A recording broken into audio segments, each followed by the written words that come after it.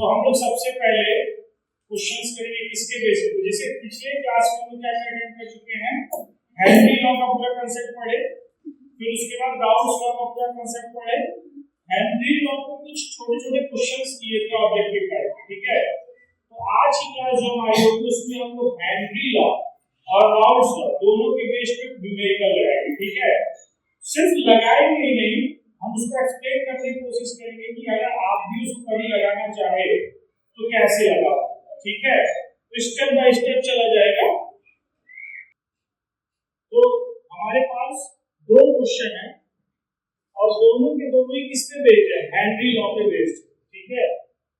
तो इसको हम बाद में करेंगे, इसको पहले करेंगे, फिर इसके बाद समझाएंगे कि इसमें अंतर क्या है और आपको क्या चीज नोटिस करनी है जिससे मिस्टेक ना हो, क्योंकि बच्चे मिस्टेक्स कर देते हैं।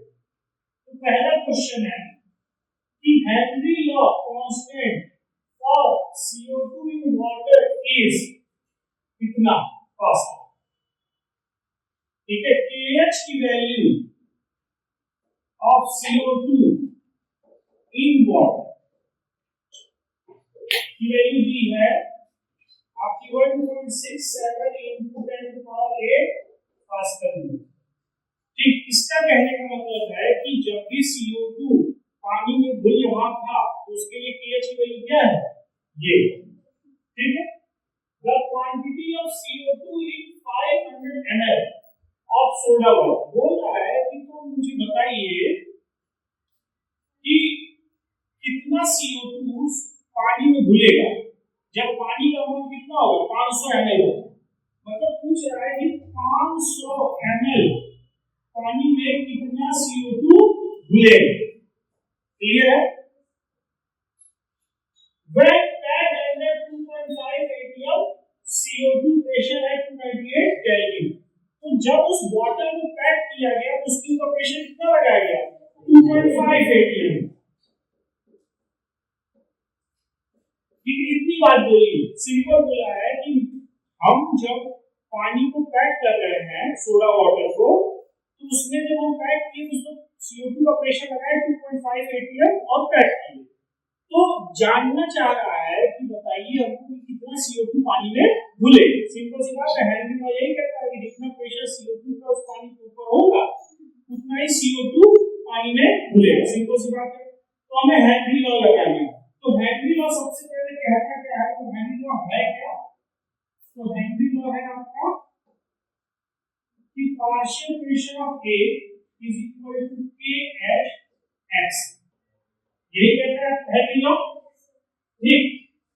अच्छा, ये KH किसका होगा, A का ही होगा उस सॉल्वेंट से, क्योंकि KH वैल्यू अलग-अलग सॉल्वेंट में अलग-अलग। तो KH वैल्यू दी है 1.67 10⁸ पास्कल पानी के लिए, ठीक। पहला चीज, इसकी वैल्यू पास्कल में दी है, ठीक, और इसकी वैल्यू क्या दी है, एटीएम में दी। आप देख सकते हो 2.5 एटीएम, मतलब जब CO2 को पैक किया जा रहा था पानी के साथ तो उसको कितना प्रेशर लगाया गया, 2.5 एटीएम। तो कितो हम इसको पास्कल को एटीएम में चेंज करें या फिर एटीएम को पास्कल में चेंज करें, क्योंकि प्रेशर की दो डिफरेंट यूनिट यूज हो रही है। तो आप इसको यूज करते हैं, हम क्या है, हमारे पास ये पास्कल है तो हम इसको भी क्या कर लेते हैं, पास्कल में चेंज कर लेते हैं। तो ये 2.5 एटीएम, ठीक। तो मुझे पता है कि 1 एटीएम इज इक्वल टू होता है 101.325 पास्कल, या फिर इसको लिख लेते हैं 1.01325 into 10⁵ पास्कल, ये लिखते हैं, ठीक है। 1 एटीएम इज कितना पास्कल होता है, या फिर इसको लिख सकते हो 1.01325 into 10⁵ पास्कल। मतलब हमको इसकी भी यूनिट पास्कल में मिल गई, इसकी यूनिट पास्कल में मिल गई। हमसे पूछा है क्या, क्वांटिटी ऑफ CO2 पूछा है, यानी अमाउंट। क्या पूछा है, अमाउंट यानी मोल ऑफ CO2 पूछा है, ठीक। लेकिन आपको इससे क्या मिलेगा, मोल फ्रैक्शन मिलेगा। तो इस बात को ध्यान रखना, आप आंसर निकाले और खुश मत होने लगे, ढूंढने मत लगना आंसर मैच कर रहा है कि नहीं। ये मोल फ्रैक्शन देना है और आपसे पूछा क्या है, मोल। तो XA is equal to PA upon K। ये इधर आ जाएगी तो x मिल जाएगा। PA की वैल्यू हमारे पास आई है 1.01325 into 10 to the 5 और KH की वैल्यू दी है इतना 1.67 into 10 to the power 8 ये दी है। अब इसको सॉल्व क्या करेंगे? अच्छा ठीक, इसमें अभी हमें 2.5 से मल्टीप्लाई करना होगा जिससे हमें एक्चुअल प्रेशर मिल जाए उस टाइम का। इसे मल्टीप्लाई करेंगे 2.5। तो आओ देखते हैं इसको 1.01325 into 10 into 2.5 into 10 to the power 5 ये हो जाएगा आपका 1.67। अच्छा ये 10 to the power 8 है, इसको ऊपर ले जाएंगे तो क्या हो जाएगा into 10 to the power minus। इतनी चीज क्लियर हो गई। XA is equal to 1.10135 into 2.5 upon 1.67 into 10 to the power 5 और 10 to the power minus 8। जब बेस सेम होता है तो पावर क्या होती है? ऐड होती है। तो 5 minus 8 करोगे तो क्या होगा? -3। तो 10 to the power minus 3। अब इसको सॉल्व कर लेते हैं।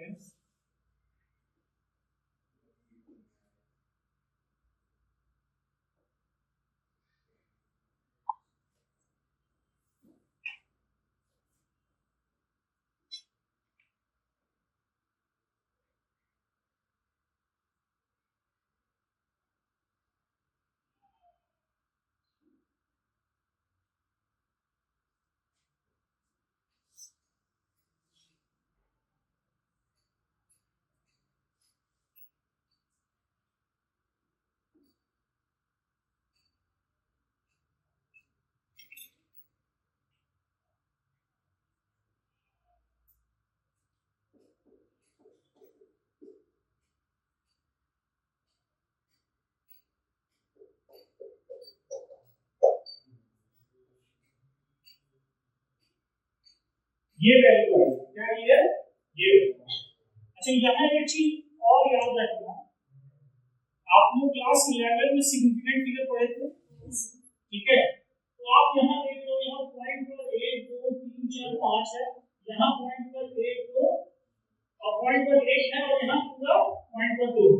अच्छा ये मल्टीप्लिकेशन डिवीजन का कंडीशन है, तो मल्टीप्लिकेशन और डिवीजन में क्या होता है? टोटल सिग्निफिकेंट फिगर देखते हैं, सबसे कम सिग्निफिकेंट फिगर जिसमें होगा आंसर भी उसी में आना चाहिए। तो सबसे कम सिग्निफिकेंट फिगर हमारा इसमें, क्लियर?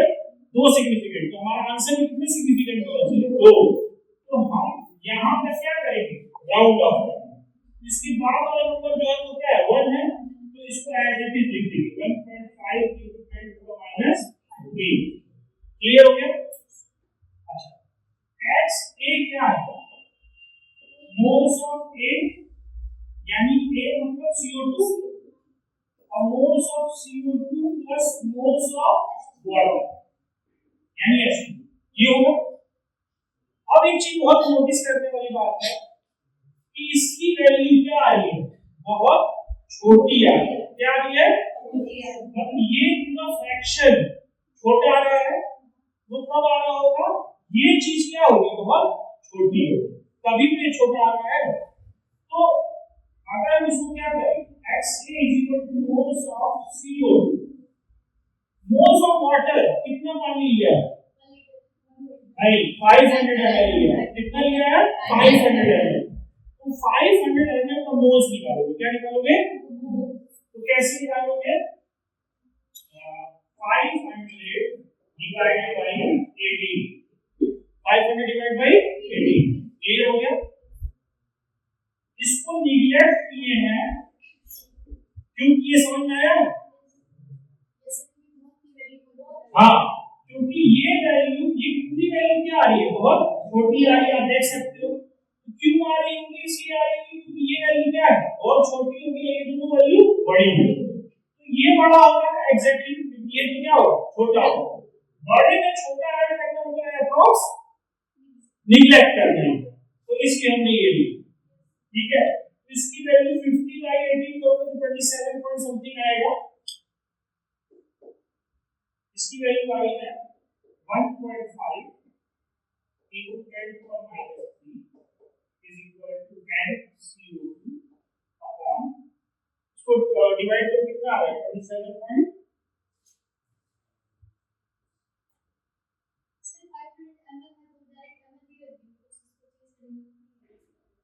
देखो वाटर है, क्या है वाटर, तो वाटर की डेंसिटी अंडरस्टूड होती है, वाटर है तो वाटर की डेंसिटी अंडरस्टूड है 1 ग्राम पर ml हो, तो 1 ml 1 ग्राम के बराबर है, तो 500 ml 500 ग्राम के बराबर। ये चीज सबके साथ मत अप्लाई करो, सिर्फ पानी के साथ अप्लाई कर सकते हैं। तो यहाँ पे NCO की वैल्यू कितना होगा 1.5 into 10 to the minus 3 into 27.78 और NCO की वैल्यू कितनी है। आप लोग कैलकुलेशन में बिल्कुल भी मत करिए, क्योंकि आपके एग्जाम में कैसे आवाज नहीं है, मुझे थोड़ा सा कैलकुलेशन फास्ट करनी है, क्योंकि मुझे कैलकुलेशन थोड़ी फास्ट करनी है, इस वजह से मैं कैलकुलेशन में कर रहा हूँ। आप लोग थोड़ा सा समय लेके आराम से करें।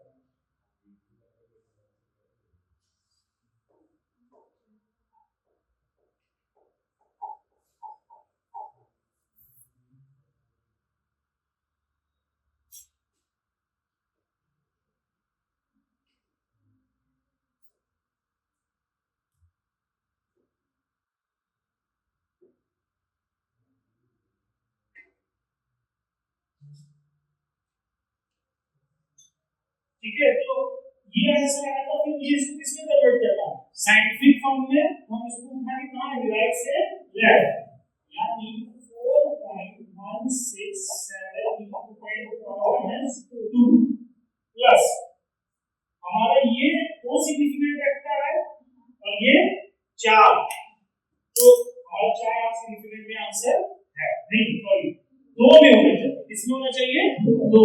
मल्टीप्लिकेशन और डिवीजन में क्या है कम सिग्निफिकेंट के हिसाब से आंसर होना चाहिए, तो आंसर हमारा इसके हिसाब से क्या होगा 4/2 into 10 to the minus 2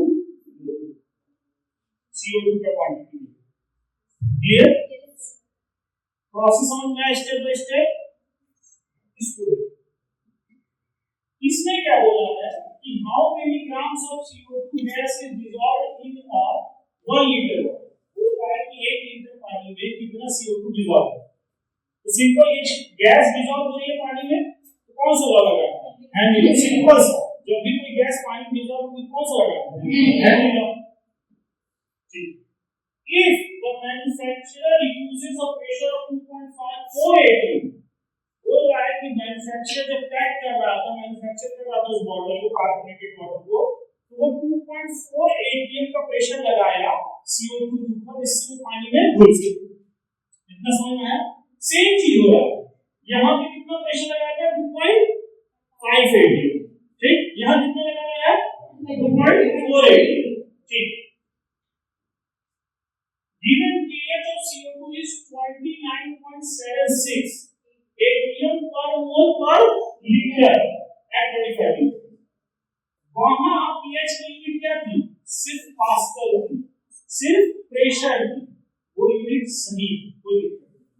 लेकिन यहाँ क्या दिया है, बोला है pH की वैल्यू दी है, pH फॉर CO2 दिया है 29.76 atm per mole per liter। Question हमको यहाँ पर उसकी तरह से नहीं लगा, यहाँ पर ये चीजें चेंज, ठीक है। बोला कि 1 लीटर, ठीक, 1 लीटर में 1 मोल मिलेगा। क्या बोला 1 लीटर में 1 मोल मिलेगा जब प्रेशर लगाओगे 29.76 atm। हमको यहाँ यही बता रहा है, ये एज क्या बता रहा है, एज सिंपली बता रहा है कि 29.76 का एटीएम जब प्रेशर लगाओगे तो 1 लीटर पानी में अगर लगेगा तो एक मोल। सिंपल सी बात समझ में आ गया। वहां ऐसा कोई डाटा नहीं दिया तो पूरा मुझे हेनरी लॉ लगाना पड़ा। हेनरी लॉ सिंपली यही कहता है ना भाई, P is directly proportional to x से, और हेनरी लॉ ये भी कहता है P is directly proportional to molarity, क्योंकि solubility of gas ये दोनों ही चीज बात बोलता है। तो यहाँ प्रेशर अच्छा है। अब इस चीज को उल्टा करने की कोशिश करें, मतलब एक एटीएम प्रेशर लगेगा तो कितना मोल मिलेगा, कितने लीटर में, एक ही में, ठीक है, एक लीटर में कितना प्रेशर लगाएंगे तो कितना मोल मिलेगा, क्योंकि हमें क्या दिया प्रेशर दिया है 2.48। सिंपल सी बात समझ में है। तो मुझे अगर एक एटीएम के बारे में पता होगा तो 2.48 के बारे में आसानी से लगा लेंगे, क्लियर है। तो इसी चीज को उल्टा कर देते हैं, 29.76 एटीएम एक मोल डिसॉल्व करता है, क्लियर। तो 1 एटीएम 1/29.76 मोल डिसॉल्व करेगा, मतलब 2.4 एटीएम 2.4 into 1/29.76 मोल डिसॉल्व करेगा। क्लियर हो गया।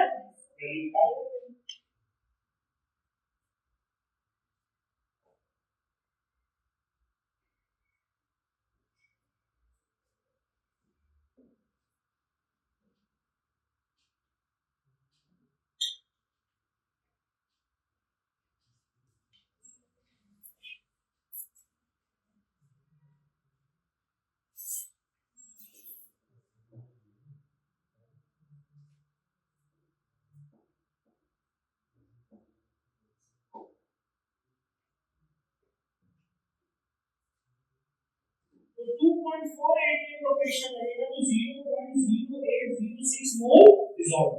पूछा क्या है, how many grams of CO2, क्या पूछा है, वेट पूछा है। वहां क्या पूछा था, अमाउंट पूछा था, यहाँ पूछा है वेट।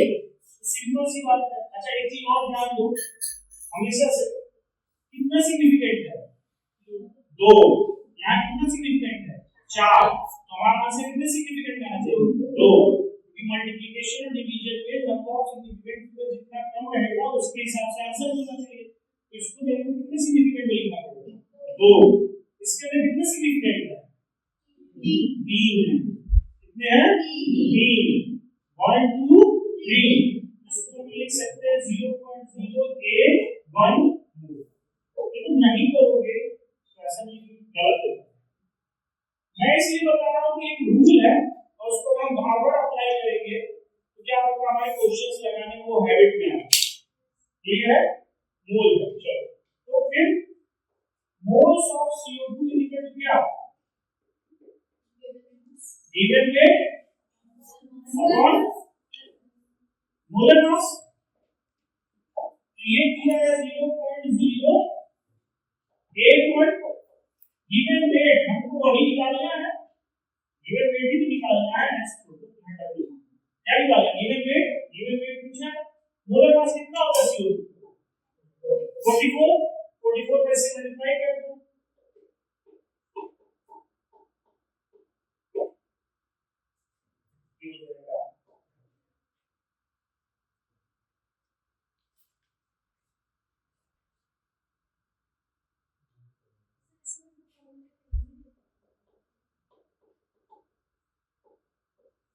यही तो है लॉजिक कि आप अगर अंदर रूम हेनरी लॉ का सोच रहे हो, अंदर रूम कि भाई हेनरी लॉ लगा ना, हेनरी लॉ लगा देते और हेनरी लॉ लग भी जाता।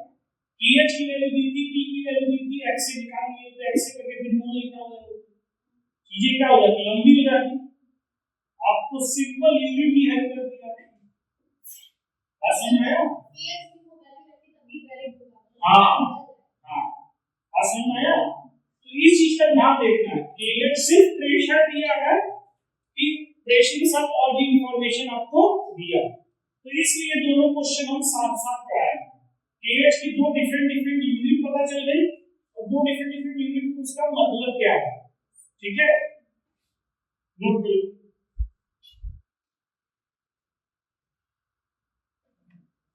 आगे अगला क्वेश्चन देखते हैं।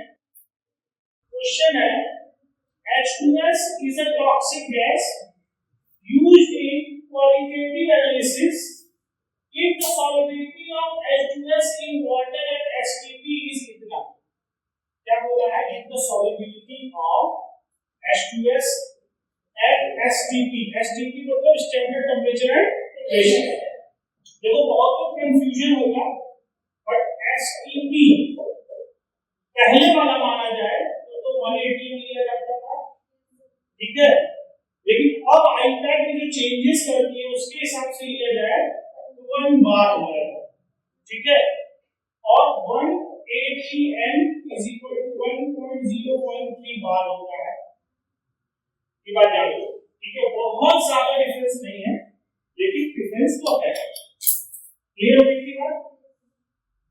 तो बोला है if the solubility of H2S, इसके बारे में बात करेंगे, solubility of H2S, H2S का घुलने का, इसमें in water, पानी में घुलने की बात करें at STP मतलब स्टैंडर्ड टेम्परेचर एंड प्रेशर, मतलब एक बार अगर प्रेशर लगाएंगे H2S का तो वो पानी में कितना घुलेगा, यानी पीए आपको पता चलेगा क्या 1, ठीक, फिर दिया आपको क्या सॉलिबिलिटी, क्या दिया है यानी n स्मॉल है, यानी मोलैरिटी दिया है, क्या दिया है molarity, molarity in the sense as, बिल्कुल, लेकिन आपके फार्मूले के हिसाब से क्या है मोल फ्रैक्शन, क्या है मोल फ्रैक्शन। तो आओ जो करते हैं, कितना मोलैरिटी दिया है, मतलब मोलैरिटी इज इक्वल टू बताया है और इसका मतलब समझते हैं, बोला है 0.195 मोल H2S in 1000 ml और 1 लीटर, इसका मतलब क्या बोला है, इसका मतलब ये है 0.195 मोल H2S in 1000 ml और 1 लीटर वाटर में घुला, तो आपको क्वांटिटी पता चल गई। अब हमारे पास जो फार्मूला है PA is equal to KH X, तो हमारे पास इसमें किसकी बात कर रहे हैं, H2S की बात कर रहे हैं। Find the value of KH, इसकी वैल्यू निकालिए, क्या निकालनी है KH की वैल्यू। आपको XA पता है नहीं, तो XA क्या होगा moles of H2S upon moles of H2S plus moles of H2O, यही होगा, क्लियर है। अगर हम बात करें इसकी तो ये क्या है 0.195 मोल अपॉन 1000 ml, 1000 ml है तो हम 1000 ml को क्या कर सकते हैं 1000 बाई 18 करेंगे तो ये हमारे पास आ जाएगा 55.56 मोल है भाई। हमारे पास एक्स क्या है moles of H2S upon moles of H2S plus moles of water, तो मोल्स ऑफ वाटर निकाल लिए, ये बोला इसके हिसाब से मोलैरिटी के हिसाब से हमको क्या पता चलेगा कि वो 1 लीटर है, 1 लीटर यानी सॉरी मोलैरिटी मतलब मास होता है, mass of water in KG, तो 1000 ml ना होके बेसिकली क्या बोलेंगे 1000 ग्राम और 1 केजी, मोस्टली पानी है तो लीटर और ग्राम लीटर और केजी एक ही बात होंगे और ml और ग्राम भी एक ही बात, थोड़ा सा मिस्टेक हो गया, वो क्या होता है वेट ऑफ सॉल्वेंट, तो वेट के हिसाब से बात करेंगे तो हम ml के हिसाब से बात करेंगे, तो 1000 ml हो गया और 1000 ग्राम भी हो गया ये चीज, तो हमारे पास मोल ऑफ क्या निकल गया, तो मतलब यहाँ पे है 0.195 अपॉन 0.195 प्लस 55.56 इसको हम सॉल्व करेंगे तो क्या मिले x है। तो हम थोड़ा सा क्या करें, इसको क्या कर देते हैं, निगलेक्ट कर देते हैं चीजों को, थोड़ा सा फास्ट फॉरवर्ड करने के लिए इसको क्या करते हैं, निगलेक्ट करते हैं। तो हमारी बात क्या होगी 0.195 अपॉन 55.56। तो हमारे पास आ गया मोल फ्रैक्शन।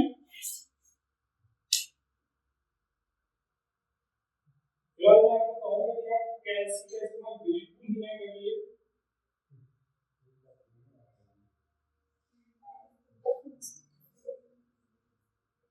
our आंसर 0.0035, ठीक है। कितना आ रहा है किस चीज को, ये देखो जो हमारा मोस्टली ऑब्जेक्टिव में जो ऑप्शंस रहते हैं उसमें अगर काफी डिफरेंसेस है तो इतनी वैल्यू में बहुत ज्यादा चेंज नहीं है। सपोज करो क्या 55.1 क्या हो जाएगा 6 हो जाएगा, ठीक है, ज्यादा ज्यादा 7 हो जाएगा। तो ये मेन क्या 55 ही रहा, तो बहुत ज्यादा डिफरेंस हमको देखने को नहीं मिलेगा। और आप ये देख रहे हो क्या बहुत कम वैल्यू आई है, क्या ये मोल फ्रैक्शन वैल्यू बहुत कम आई है, तो उसको निगलेक्ट करना हमारे को दिक्कत नहीं। हाँ कर सकते हो, ठीक है, बट दिखाना पड़ेगा, बोर्ड्स में करो तो दिखाना पड़ेगा और कॉम्पिटिटिव एग्जाम में करो तो कोई दिक्कत नहीं है। तो ऐसा चूज करना मोस्टली कॉम्पिटिटिव एग्जाम में जरूरी है, क्योंकि हमें वहां फास्ट करना, वहां पे स्टेप्स नहीं दिखाने, आप नहीं समझ रहे हो, तो इस वजह से। तो x की वैल्यू इतनी आ गई, ये फार्मूला था हमारा PA is equal to KH XA। PA की वैल्यू कितनी है 1 है, KH हमको जानना है, इसकी वैल्यू क्या है 0.0035, KH is equal to 1 upon 0.0035।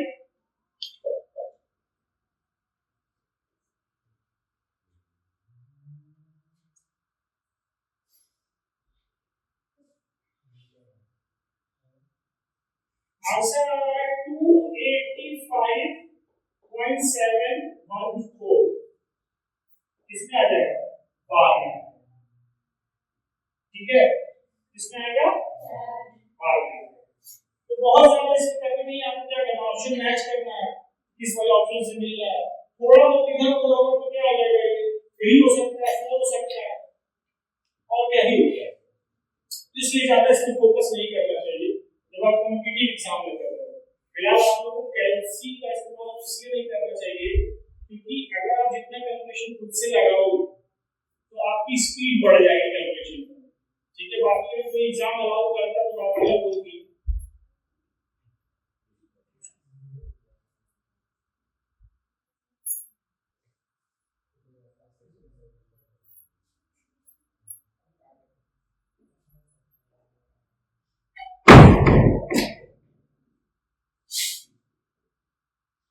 अब दूसरा क्वेश्चन बोला है 4 gases like H2 hydrogen helium methane और कार्बन डाइऑक्साइड, 4 गैसेस हैं हमारे पास, ठीक।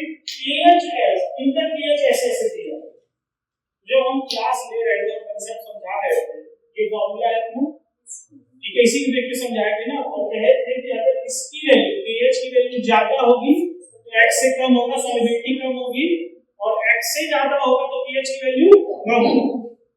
क्या पूछ रहा है क्वेश्चन में, which gas will be more soluble, कौन सी गैस ज्यादा सॉल्युबल है, बात सुन रहे हैं। तो कौन सी गैस ज्यादा सॉल्युबल होगी, जिसका pH क्या होगा सबसे कम होगा, इसमें से pH सबसे कम किसका है CH4 का pH सबसे कम है, तो जो CH4 है वो सबसे ज्यादा सॉल्युबल है। क्लियर हो गया, इजी था। एक अगला question, which of these curve represent Henry law, इनमें से कौन सा कर्व क्या है हेनरी लॉ को रिप्रेजेंट करता है, ठीक है। समझो बात को, क्या चीज है, हम जो हेनरी लॉ का इक्वेशन पढ़ रहे हैं ये हम बहुत चीज मिस भी कर जाते हैं चीजों को, जैसे क्या बोला solubility of solute or solubility of gas in liquid is directly proportional to the partial pressure of that gas above the liquid. Is solubility of gas is directly proportional to partial pressure of that gas. यही formula है ना, solubility of that gas is directly proportional to partial pressure of that gas. यही है.